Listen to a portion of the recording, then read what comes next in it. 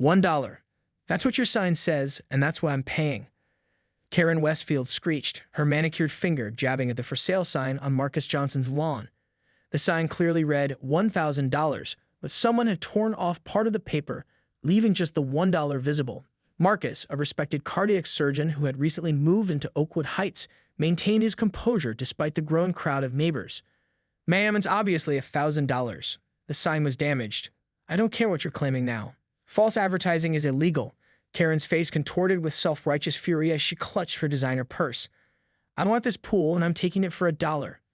The above-ground pool was being sold because Marcus was installing an in-ground one, a fact that had already irked Karen at the last HOA meeting when she had tried and failed to find a bylaw to prevent it. "This is ridiculous. Please leave my property," Marcus said firmly. Karen's eyes narrowed as she took in Marcus' expensive home, his luxury car in the driveway, and the fact that several neighbors were now watching from their lawns. She pulled out her phone dramatically. "I'm calling the police. They're trying to scam me. I don't feel safe." Marcus crossed his arms. "Go ahead." His calm response only inflamed Karen further. She dialed 911, her voice suddenly trembling with manufactured fear. "There's an aggressive man threatening me. He's trying to scam me and won't let me leave his property." She paused, then dropped her voice to a whisper that everyone could still hear clearly. "Yes, he's black." A collective gasp went up from the watching neighbors. Tamika Wilson from across the street stepped forward, her phone recording everything. Marcus' wife, Emily, came outside, confusion written across her face. "Did you just call the police on my husband and imply he's dangerous because he's black?" Emily asked, her voice shaking with anger. Karen lifted her chin. "I'm just protecting myself from fraud. He advertised a pool for $1. Everyone can see the sign is damaged," Emily pointed out. "Not my problem. I know my rights." 10 minutes later, 2 police cruisers pulled up. Officer Rodriguez stepped out first, immediately recognizing Marcus from a charity golf tournament the previous month. "Dr. Johnson, everything okay here?" Before Marcus could answer, Karen rushed to the officers, waving $1 bill. "This man is refusing to honor his advertised price, and now his wife is harassing me too." Officer Rodriguez surveyed the scene, the obviously damaged sign, the crowd of disapproving neighbors, and Tamika still recording everything.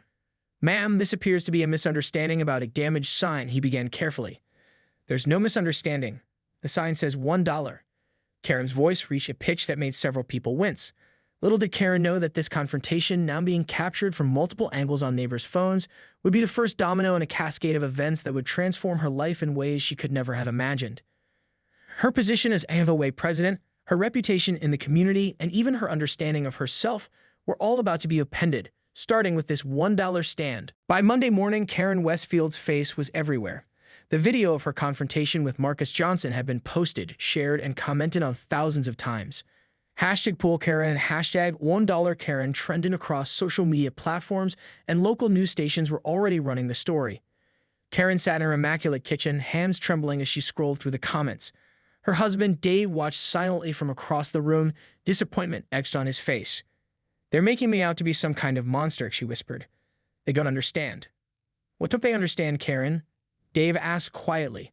"That you called the police on our new neighbor over a damaged sign, that you implied he was dangerous because he's black. That's not what happened. I felt threatened. By a respected doctor standing on his own lawn." While neighbors watched, while his wife was present, Dave shook his head. "I supported you through a lot, but this is..." He trailed off, grabbing his car keys. "I'm going to work, and the board meeting is tonight." The Oakwood Heights Homeowners Association Emergency Board meeting had been called specifically to address the incident. As Karen walked into the community center that evening, conversations abruptly stopped. Board members avoided eye contact as she took her usual seat at the head of the table. Vice President Diane Sharma cleared her throat. "Given recent events, we believe it's appropriate to call for a vote of no confidence in the current HOA president." Karen's mouth fell open. "You can't be serious. Over a misunderstanding about a pool?" "This isn't about a pool," Treasurer Mike Levinson interjected. "It's about behavior that reflects poorly on our community. We've received over 50 complaints from residents since yesterday. We've also been contacted by 3 news outlets," added Secretary Tom Washington. "And the Johnsons are considering legal action for false reporting and racial profiling." Karen felt the room spinning. "That's absurd. I've dedicated 4 years to this community. I've maintained property values and enforced bylaws. You've also alienated half the neighborhood with excessive violation notices," Diane cut in. "And this incident is the final straw." The vote was unanimous. Karen Westfield was removed as HOWOOD president effective immediately. As she stumbled to her car afterward, her phone buzzed with a text from her employer, Upscale Realty. Please come to the office tomorrow morning to discuss your position with the company. At home, Dave was packing a suitcase. Where are you going? Karen asked, her voice hollow. To my brother's. I need some time to think. He paused at the door. My colleagues saw the video, Karen. My boss called me in today. Do you understand how this affects me too? How it affects our children at school? As the door closed behind him, Karen sank onto the couch, finally alone with the consequences of her actions. Her phone continued to buzz with notifications, colleagues unfriending her, acquaintances distancing themselves publicly, local businesses tagging her in statements about inclusivity and respect. For the first time, Karen felt the ground shifting beneath her feet. The community she had sought to control was now controlling her narrative, and the power she had wielded so confidently just days ago had evaporated in an instant. Tomorrow would bring more consequences, the meeting with her employer, potential legal issues, and the unpleasant task of explaining to her children why their father had left and why schoolmates might be treating them differently. Karen reached for her phone to call her closest friend, Stephanie, but stopped mid-dial. Would even Stephanie stand by her now? The isolation was setting in, and with it came the first tiny seed of doubt about whether she might have been wrong. The upscale realty office felt colder than Karen remembered. The receptionist, usually warm and chatty, barely acknowledged her arrival. Through the glass walls, Karen could see her broker, Richard, speaking animatedly on the phone, occasionally glancing in her direction. As she waited, Karen scrolled through her email. 3 clients had already terminated their contracts overnight. Her listings page views had plummeted. Someone had left a 1-star review simply stating, "Racist realtor, beware." Karen. Richard's voice cut through her thoughts. Come in. Inside his office, Richard didn't offer her a seat. I'll be direct. 4 of your current listings have requested different agents, and we've received 17 calls since yesterday from people threatening to boycott our agency.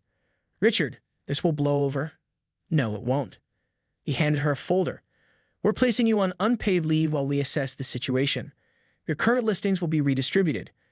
You can't do this. I'm your top seller. You are our top seller. Richard's expression hardened. Karen, real estate is about trust and community. Right now, you've damaged both. Driving home, Karen noticed a small crowd gathered near her house. As she approached, she realized they were protesters with signs reading, "Racism has no home here," and "Karen is the real property value reducer." She drove past them into her garage and closed the door quickly. Inside her house, the phone was ringing. It was her daughter's private school. Mrs. Westfield, we need to discuss Madison's situation. She was involved in an altercation today when another student mentioned the incident involving you.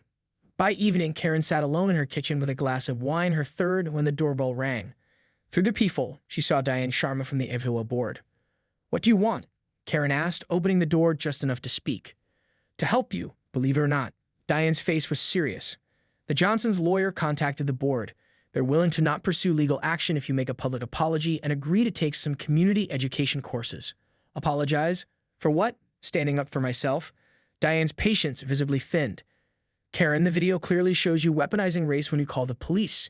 You're lucky you're offering a path forward instead of suing you for defamation and filing a police report for misuse of emergency services.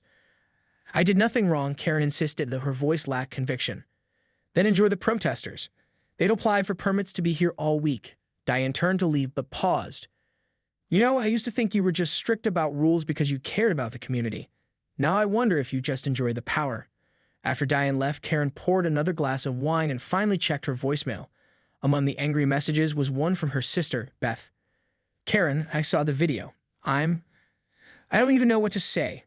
This isn't how our parents raised us. Call me when you're ready to talk about getting help. Getting help? As if she was the one with the problem. Everyone else was overreacting. She was just standing her ground. But as Karen looked out at the protesters still visible from her window, she felt something unfamiliar.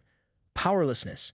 Her carefully constructed world, her status, her job, her marriage was crumbling, and her usual tactics of intimidation and rule enforcement weren't working. Later that night, scrolling through comments on the viral video, Karen saw a new post from Marcus Johnson himself. I don't want anger or hatred directed at anyone. What I want is understanding, growth, and a community where everyone feels safe and respected.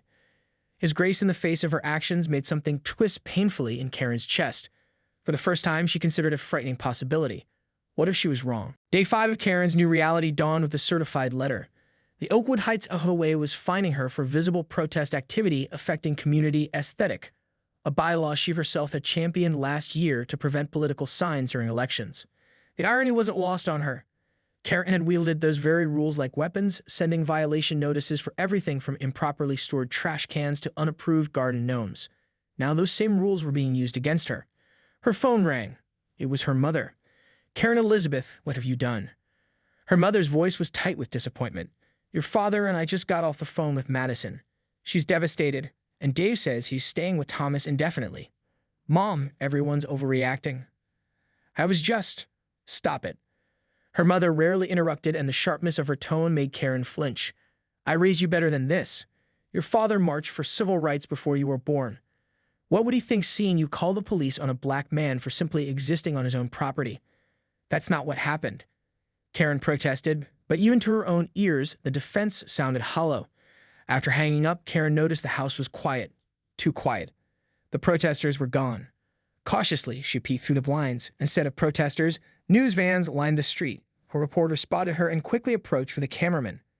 Karen ducked away from the window, heart pounding. Her doorbell rang, followed by insistent knocking. Checking her phone, she saw dozens of notifications. The incident had been picked up by national news outlets. Someone had found and shared her professional headshot alongside old social media posts showing other confrontations she'd had with neighbors. One headline particularly caught her attention: "Pull Karen's History, a Pattern of Harassment." The article detailed complaints from former neighbors, clients, and even service workers who had encountered her over the years. Each anecdote painted a picture of entitlement and aggression that Karen barely recognized as herself.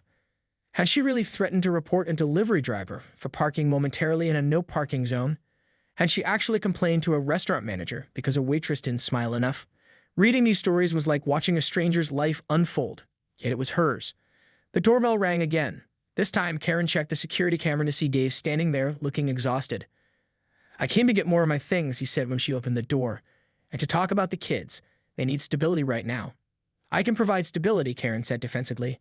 Dave sighed. "Karen, you're all over the news. Madison's being bullied at school. Tyler had to shut down his social media accounts. This isn't stability." As Dave gathered his belongings, Karen watched him move efficiently through what had been their shared space. 15 years of marriage, and he could pack his essentials in 20 minutes. "The thing is," Dave said as he zipped his bag, "I've been unhappy for a long time. The way you treat people, it's exhausting, Karen. Always looking for fights, always needing to be right, always enforcing some rule or another." "I just have standards," she whispered. "No, you have control issues." Dave looked at her directly. "And now you've lost control of everything." Maybe that's what needed to happen. After Dave left, Karen sat in the growing darkness, her phone continuing to buzz with messages and calls she couldn't bring herself to answer. Outside, a news van remained, waiting for a statement she wouldn't give. For the first time in years, Karen had no plan, no righteous anger to fuel her, no rules to hide behind.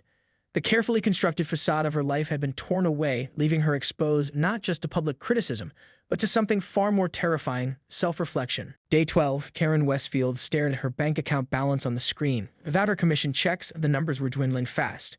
The mortgage payment was due next week. Dave had made it clear he wouldn't be contributing until they formalized separation terms.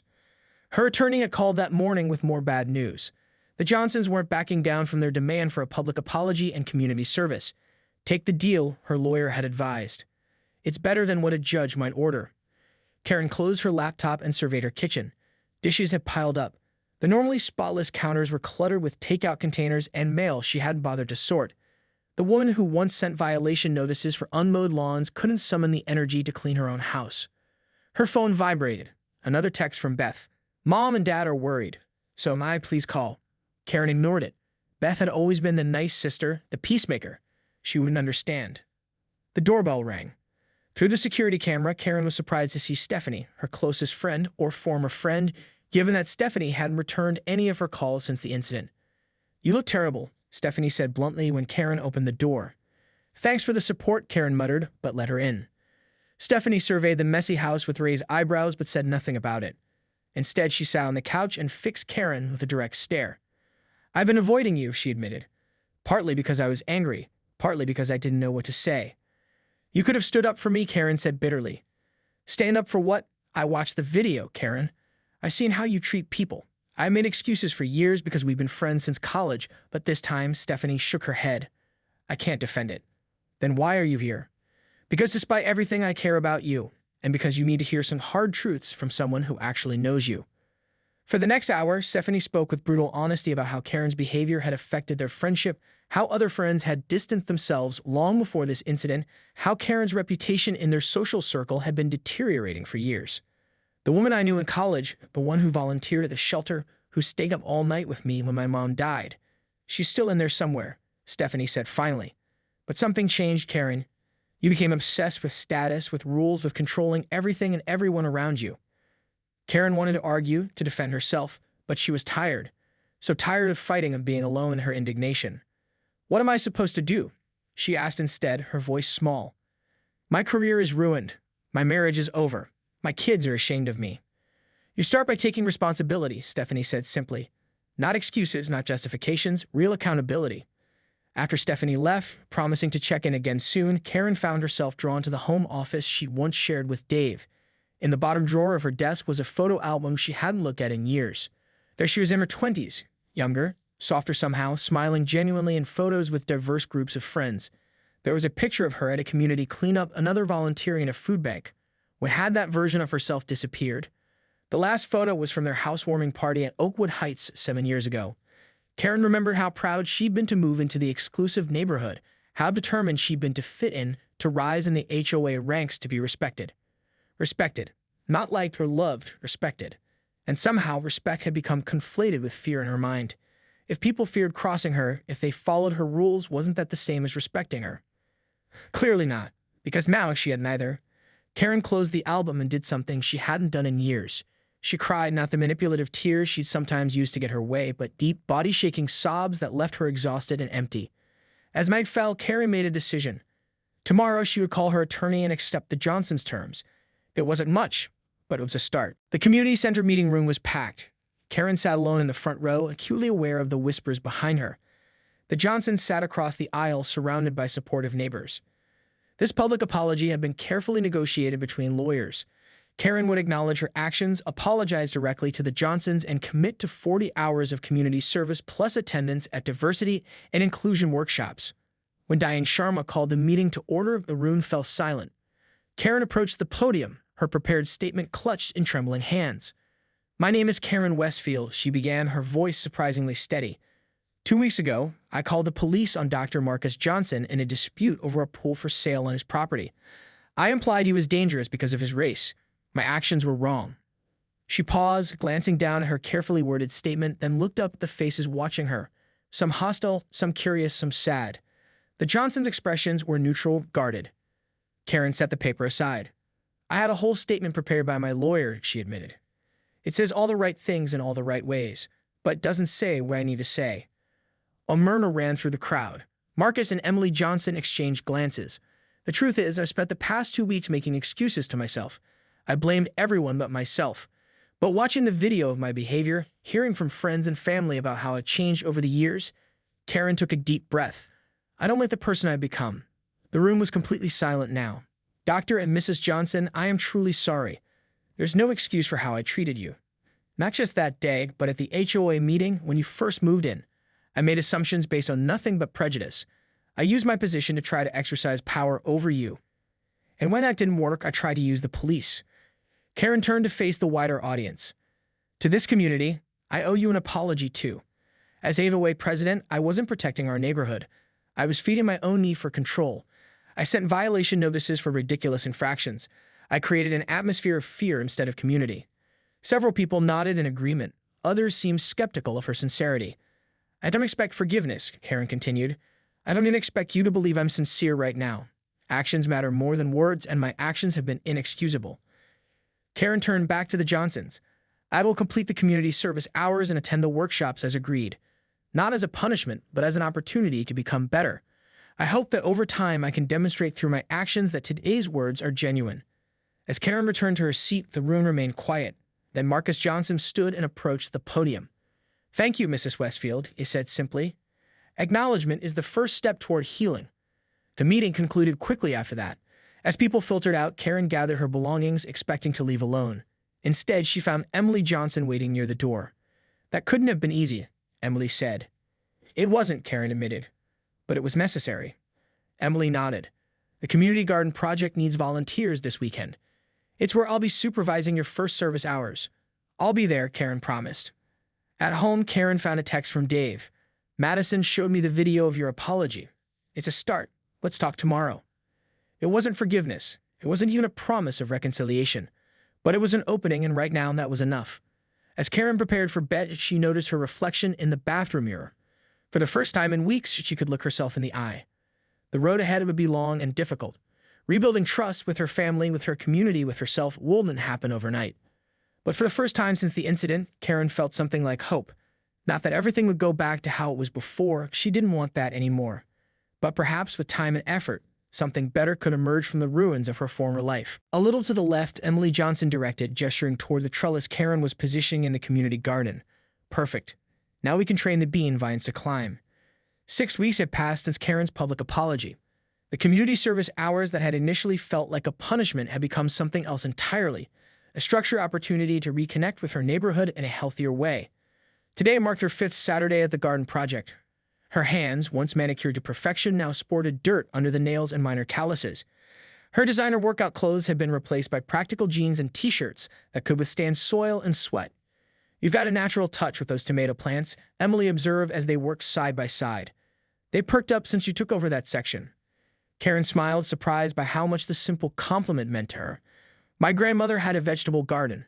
I used to help her when I was little. I'd forgotten how much I enjoyed it. Their conversation was interrupted by the arrival of Marcus carrying trays of seedlings. Several neighborhood children followed him, eager to help with the planting. Mrs. Westfield, can you show us how to do the tomatoes like you showed my mom? Asked Zoe, the Johnsons' 10-year-old daughter. Karen glanced at Marcus, uncertain. This was the first time any of the neighborhood children had directly approached her since the incident. Marcus nodded encouragingly. You've got the technique down better than I do. For the next hour, Karen worked with the children, showing them how to gently transfer seedlings to the prepared soil. Their unfiltered enthusiasm and forgiveness, so much easier to earn than adults, loosened something tight in her chest. Later, as the volunteer session wound down, Diane Sharma approached with a clipboard. Karen, do you have a minute? They walked to a bench at the edge of the garden plot. The diversity workshop series you've been attending, Dr. Patel mentioned you've been particularly engaged, Diane said. Karen nodded.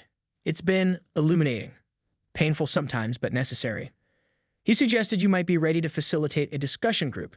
Diane handed her a flyer. The Neighborhood Association is starting a community dialogue series on privilege and bias. We need table facilitators who've done the workshop training. Karen stared at the flyer in disbelief. You want me to facilitate? After everything? Because of everything, Diane corrected. You're doing the work, Karen. Not just the assigned hours, but the internal work. That counts for something. That evening, Karen sat on her patio with a cup of tea, reflecting on the day. Her phone buzzed with a text from Dave. Dinner tomorrow night, the kids miss you. They've been taking small steps toward rebuilding their relationship. Weekly family dinners, co-parenting check-ins that had gradually evolved into actual conversations. Dave had even stayed for coffee last week after dropping off the children. Karen replied with a yes and set her phone aside, turning her attention to the Neighborhood Association's proposal. Could she really stand in front of a group and facilitate discussions about bias when her own infamous example was still so fresh? The old Karen would have seen it as an opportunity to reclaim status. The new Karen recognized it as something more complex, a responsibility, a chance to transform her mistake into something constructive. Inside, Karen opened her laptop and began researching restorative justice practices. If she was going to do this, she would do it right. No shortcuts, no performance of change without the substance behind it. A notification popped up on her screen, an email from Upscale Realty.